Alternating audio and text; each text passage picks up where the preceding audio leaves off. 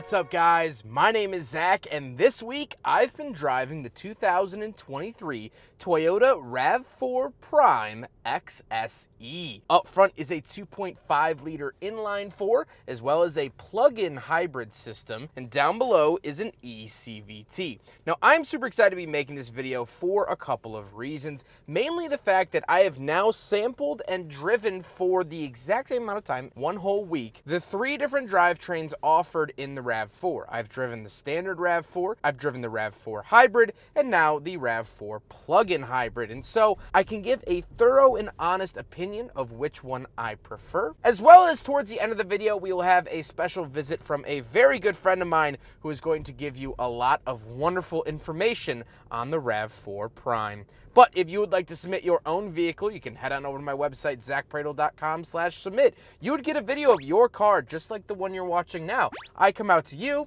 it's my full-time job, and it's what I do. But let's get back to that drivetrain. Well, it's made up of 2 parts, the gasoline engine and the plug-in hybrid system. The gas engine is the 2.5-liter inline-4 that Toyota has used in a bunch of their different vehicles. It's not anything too crazy, but it does get the plug-in hybrid system, making a complete system horsepower of 302. That is a lovely, lovely number. Like I said, paired to it is an eCVT. I think it works really well, and I don't have any complaints about it. Last but not least, this does have electronic all-wheel drive, which basically means that the electric motor powers some of the wheels, the gas power controls some of the wheels. It works together in harmony. I don't really know a whole lot about it. We'll talk more about it later, but it works, and that's all that I care about. How does it feel to drive the RAV4 Prime? The biggest takeaway is how quick this car is. Now, Toyota isn't really known for making ridiculously fast cars, and I know you're probably all screaming at the TV right now. The Mark IV Supra is not fast in its standard from the factory configuration. Y'all made it fast. And so when driving this car, I was genuinely blown away with how quick it was. The power is right on tap. It's pretty fun to drive, actually. However, around town, it still does drive as a normal RAV4. You sit up higher than sedans. It's comfortable enough. It's fine enough. Visibility is good enough. It's fine. Fuel economy is hovered in the high 30s. It's really going to depend on if you plug the vehicle in at home or if you don't. I don't have a charger at home, so I only really charged it once and I was getting low 40s. Without a charge, I was getting high 30s. So pick your poison. And charging on a regular wall outlet is about 12 hours. If you have a level 2, I believe it's between 3 and 4 hours. So that's about the way. Let's talk about the interior. Well, in front of me, I have a completely digital gauge cluster. I like this. Toyota does have a slight glare issue with their screens. However, overall, I like it and it's fine. On the steering wheel, on the left, we have our selectors as well as our volume and voice commands. And off to the right, we have our adaptive cruise options, mode, and skip track. The overall steering wheel is fine. Nothing groundbreaking here, but also not anything bad. Off to the left, we have a climate vent, and then we have a whole row of buttons. So we have our gauge dimmer switch, automatic high beams, heated wipers, our camera view button, heated steering wheel, trip odometer, and power tailgate release. Moving on to the door, we have 2 levels of memory seats, power mirrors, power locks, and power windows. Moving into the center, we get our infotainment system. It is touchscreen. It has wireless Apple CarPlay and Android Auto. And overall, I've enjoyed my time with it. It is also paired to a JBL sound system, which is pretty nice to hear, although I wouldn't say it's the top shelf in any regard. Here's what the backup camera looks like. I love the fact that you also get a 360 camera. I think that is lovely and a necessity here in 2024. Down below that, we have 2 climate vents and the hazard switch, and then we get our climate controls. Dual zone climate as well as heated and ventilated seats. Love how it's all laid out. I think the knobs work really well. They have okay feedback. Would have liked a little bit more, but I'm not complaining. And down below, we have a 12-volt outlet, USB-A, would have loved USB-C, but USB-A and a wireless charger. Off to the left of the shifter, we have the power parking brake and brake hold, as well as our auto EV and EV hold. So you can hold your charge if you know you're going to use it later, or if you just want to hold on to it just in case. You can absolutely do that, and I like that Toyota gives you that ability. And then we have 3 drive modes for Sport, Eco, and Normal, as well as a Trail mode button. Off to the right, we have the shifter powering that eCVT like I mentioned. It's fine. It does the job, and I have no complaints. Then we do have cup holders. We'll do a big freaking bottle test. No modern RAV4 has passed, so unfortunately the RAV4 Prime follows in its siblings' footsteps and gets a fail. Then we do get a center console, 2 USB-Cs found in there. Would have loved it if it was up at the front, but that's okay. And we'll talk about the seats. The seats are really nothing to brag about. They work, they hold me within the vehicle. And like I said, the driver's seat is power, memory, heated, and ventilated, which is all I can ask for. However, speaking of seats, we do have back seats. So let's go do a back seat review. All right, so we're in the back of the 2023 Toyota RAV4 Prime, and we've been through this before on the channel, ladies and gentlemen. Knees, good. Seat, good. Headroom, good. It's a pretty well-sized SUV. Think Mazda CX-5, similar proportions to that. Honda CR-V, similar proportions to that. You're not gonna find any outbreak heroes in this segment. They're all gonna be sized pretty similar, and the RAV4 is no different. I do get 2 climate vents back here, as well as 2 USB-Cs. Pull this down. We do have cup holders in here, power windows, and heated seats back here. Very, very nice to see that. And they are powered on the door. Normally they're down in the center, but here they're on the door. Very interesting. Let's hop into the very back. We'll take a quick look at the trunk and cargo space, and then we'll talk about the looks. All right, so on the back of the RAV4. First of all, this is where I always film. This is all melting snow. That is not like a man-made hill. It's snow. And it's disgusting, which is also why this car is covered in salt. This was my vehicle to and from the Chicago Auto Show this last week. So the awesome Chicago roads are always caked in salt. Push the button down here. We also do have a kick tailgate if we want to kick under the bumper to open it. And we do have the charger and big friggin' bottle back here. This is just for storage. This is the Toyota charger they give you to charge it into the wall. But we do have a 120 volt outlet back here. Very cool to see that, as well as a 12 volt. JBL speaker over here, floor mat, of course, and we can pull this up. And we do get a spare tire. Not a lot of modern cars do spare tires. So very, very cool to see in the back of the RAV4. I really also like this big chunky button, because even if you're wearing the thickest snow gloves you could think of, just hit it right there. Or, of course, you can kick under the tailgate. So really cool technology in the back of the Toyota RAV4. Now we gotta talk about the looks, and it's fine. It's exactly the same looking as the other hybrid RAV4 that I did last year. It looks the exact same. I mean, it's fine. It's not like bad looking. I don't think it's like a showstopper either. And I think honestly, in all reality, it's a little bit boring, but that's okay. With all of that being said, let's get on to my final thoughts. What do I think, having driven the Toyota RAV4 Prime for the last 7 days? Well, I've enjoyed my time with it. Like I said, the thing that's gonna stick out to me the most is how quick this car is. It really gets your goose when you put your foot into it. And that's a lovely feeling that I never, ever, ever thought that I would say about a Toyota RAV4. I mean, that sentence to me is just so foreign. But hey, I'm happy to be saying it. And since I've done so many RAV4 reviews and you're probably tired of me blabbering on about them, I want to pay a visit to a friend that knows quite a bit about these cars. Let's say hello. So I'm with Ahmed here from the Car Care Nut channel. You are a little bit of a Toyota expert, and I'm calling on you to help me figure out this car. So what is this whole hybrid setup under the hood? They essentially took a regular hybrid and they solved a bunch of problems. When you switch a car to electric, you have the problems of HVAC management or thermal management. How do you heat the cabin? How do you cool the cabin with no engine?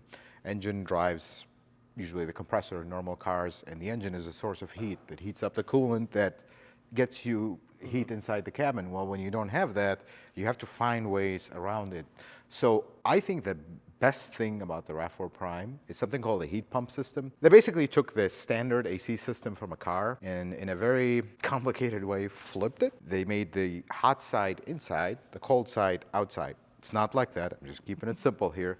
But that's essentially what a heat pump system, actually a heat pump system is used in homes as well, HVAC for homes. It's super efficient, creates a very low drag, because you already in hybrids, you have an electric compressor, so there goes your regular AC. But in the heat department, they put this heat pump system, very efficient up to -14 degrees. It works really well. It doesn't kind of become counterproductive. We're seeing a lot of electric cars, they'll, in really cold temperature, like they become so inefficient because their thermal management system is not as capable. This is extremely capable. Up to -14 is when it becomes very inefficient. But the best part about this is they took the standard engine from a hybrid, they took a standard transmission, which they don't use it in the RAV4 hybrid, but they use it in something bigger like the Highlander. They took more of a heavier duty transmission because you're going to have more power here. You have a much larger battery, you have a much larger motor here, independently of your opinion. I call this one of the best plug-in hybrids money can buy today. Yes, it's boring. Yes, it's a kitchen appliance, but you know what? We all have kitchen appliances. It is not a one-off, at least the engine and transmission. Most people look at the transmission in this and they're like, this is some special plug-in hybrid transmission. Actually, it's exactly the same transmission as a 21 CNN up hybrid only. Oh, okay, yeah. Sure. Highlander hybrid only. Yeah. It's the exact same transmission. And in reality, the operating principle of this transmission is the same as the first generation Prius, the original Prius. They have not changed the design of hybrid. Only recently did they start introducing new different styles of hybrids. It's a known recipe that got upgraded. Well, we already have a battery. Let's just put a much larger capacity battery, which can kind of sustain the car longer on EV mode, and then kind of figure out the problems as they come. One of the biggest problems was the HVAC situation, and I think the way they solved it is just great. So speaking of batteries and such, what is something that people should look out for if they plan on owning this car for 10, 15, 20 years? Because I've driven so many hybrids from the early 2000s that have bad cells or have had to have the battery swapped. Is that still going to be an issue with something like this? So the biggest change with plug-in hybrids, and this is really the most important thing that folks know about hybrids and kind of batteries in cars. All hybrids, even till today, they have a very small battery. When you compare it to an electric car, even this, it's a tiny little battery. It's not really meant to do a lot. So the cooling, the heat management for these batteries is, for lack of a better word, ancient. It's air-cooled. I mean, there's a little fan, and it just circulates air. And if you drive in a really hot climate and not have the air conditioning on, you're basically cycling hot air into this battery. So they're very rudimentary. That's why they fail. People on top of that don't clean. They have filters that you're supposed to clean for the fan, by the way. They don't clean them. Didn't even know there was filters you were supposed to there clean. Is that was one of the things that they changed going forward. The early ones didn't, later ones do. But the biggest thing with plug-in hybrids, like the RAV4 Prime, they have a very sophisticated kind of heat management system for the battery. Extremely sophisticated for a plug-in hybrid, in my opinion. So this car uses refrigerant, like the cold refrigerant, to cool the battery, and they have an electric heater inside the battery. And people wonder, wait a second, we need to cool it and heat it? Exactly. Lithium-ion batteries need to operate in an exact range temperature, so they are the most efficient, they are the longest lasting. Toyota's always been one of the very conservative companies when it comes to this. That's why, sorry Toyota, their electric cars are just not good because they're way too conservative with this stuff. I think this powertrain, if you give this powertrain to a non-conservative manufacturer, you'll all of a sudden see a much larger range out of this car, even being a plug-in hybrid, because it is a very capable battery. Longevity-wise, I think you're going to see these batteries last a lot longer than your average hybrid, simply because of the way the heat is managed. It's managed very well. It's not air-cooled. There's nothing air-cooled here. It is cooled properly, even in extreme temperatures. It is warmed up properly, even in extreme temperatures. And I think that's going to do a lot for these cars to last potentially longer. Nothing lasts forever. There's a saying, it's a Toyota, it'll last forever. We don't last forever, let alone a car we made. But it's gonna last significantly longer than many others that push things to the limit. This is one thing I like about Toyota, that they never push their drivetrains to the limit. They have in some cases, and things went really bad, but mostly, especially in this engine is relaxed. This transmission is relaxed. What comes to mind is the 1UZ, especially, because I know people tune them to the high heavens, but just the way that they sit, they're so fantastic. Because they're way more capable than what they're actually producing. They're relaxed. All their powertrains are relaxed. Same thing here, same thing with the battery here. Is there any other big issues that someone should look out for if there's like thermostats that go bad, or like, you know, any little engine thing that you've seen in your experience with these cars? So in my shop, we actually get quite a bit of these. In all fairness and honesty, most of them are newer and they're only coming in for basic maintenance and whatnot. But there is one RAV4 Prime that actually has 146,000 miles. I have not done much to this car. I think we've done the 80,000 mile HVAC service, which, by the way, if you own a RAV4 Prime, it is required that you service the HVAC system, the heat pump, because it cools the battery. You got to make sure that it has sufficient charge and it's working properly. So basically, evacuate the system, put a vacuum, make sure there are no leaks, and recharge it the correct amount. That is one additional maintenance to the RAV4 Prime that it requires at 80,000 miles. But other than that, with that car and oil changes, and I had to beg the owner not to do the brakes, but didn't work. Shout out to Dave. Yes, he's awesome. Dave's awesome. Basically, the owner of that car drives the car a lot, and it came to the shop. He wanted to do the brakes. I think he had 120,000 miles, and he's just wondering what's going to happen with the brakes. We look at the brakes; they're half worn. And I told him, I think you can go another 50,000 miles. You can get him to 200,000. Yeah. He drives so much that he's like, I don't want to risk it. Let's just change him. I feel more comfortable this way. It's fine. And we had spoken off camera that I have a Mazda 3 that I had to change the brakes at about, I think, 51 or 52,000, and it seems like I might have to do it again as it's nearing 100,000. Well, it's pretty typical for cars. I see them as low as 20,000 miles on brakes, as high as 70. I mean, when somebody gets 70,000 miles out of their gasoline car brakes, they're very proud of it. Hybrids, you can get into the 100, 120,000 mile range. Same thing with this. Other than and this is a question that I get a lot, and I want to iterate this. If you buy a RAV4 Prime and you never plug it in and charge it, that was going to be my final question. Well, that is the number one asked question about RAV4 Primes. Nothing will happen, folks. It just turns into a regular hybrid. Is that not bad for the battery to just sit? Okay. Because they are not, and this is a very conservative company. Toyota has always been, that's why their cars are reliable. They don't have any secret sauce. Their secret sauce is they're very conservative with their designs. They don't push their powertrains to the limit just to be cool. That's why most people associate them with boring cars and kitchen appliances. Well, we all have kitchen appliances. That's the cool. We all need them. Yeah. But going back to the battery, not charging it, because they're conservative, they're actually going to allow this battery, when you deplete your EV range, and now it's going to force you into hybrid mode, they're going to still allow enough charge in that battery to keep it healthy. I've noticed that on the gauge. It never will say 0 miles of EV. It'll say 1 or 2 when it gets down, but it won't ever say 0, which I figured had something to do with that. And then the other complaint about this car, which again, that's the number one asked question, why are they slow to charge compared to everybody else? And that is the same question you will ask yourself if you go look at the BZ4X. Why is it so slow? Why is it so horrendous? Well, because they're too conservative. Same thing here.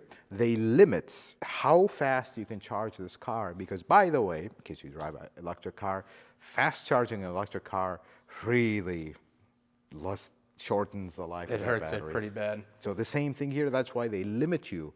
You can't just go charge it at fast charging here. No, they limit you with an outboard charger intentionally so you're not kind of overloading this battery by charging it too fast. So it sounds like even in the modern era, Toyota is thinking about reliability where a lot of companies really have thrown it to the wind. Yes. This is my final assessment on Toyota. I mean, I work on I'm not affiliated with them in any way, shape, or form. They still have their conservative ways. They will not go and put an engine and push it to its maximum just for the sake of matching their horsepower numbers with everybody else. They won't do that. They're getting better about making their cars a little bit more edgy, more tech, but even there, they're still extremely conservative. I mean, they have some things that you look at them, it's like, why can't you make this better? Well, because it's going to be too complicated. Yeah. That's why. Exactly. Well, I very much appreciate your input. I'm sure the viewers do as well. Where can they find more info from you? So I have 2 YouTube channels. I have the Car Care Nut channel, which is mainly around my shop and kind of my career not with Toyota, but working on Toyotas and Lexus. Or my second channel, the Car Care Nut Reviews, where we exclusively review cars mechanic style. Awesome. Well, thank you very much. If you want me to read the brochure, I can read it. You want to know why the numbers are in the brochure, you talk to him. I hope you guys enjoyed the video. Huge thank you to Toyota for sending me this RAV4 for the last week. Thank you to Drive Shop for facilitating the cleaning and delivery of this vehicle, and of course the Midwestern Automotive Media Association. But I hope you guys enjoyed it. Don't forget to rate the video, comment on the video, and subscribe if you really liked it. Take care, guys.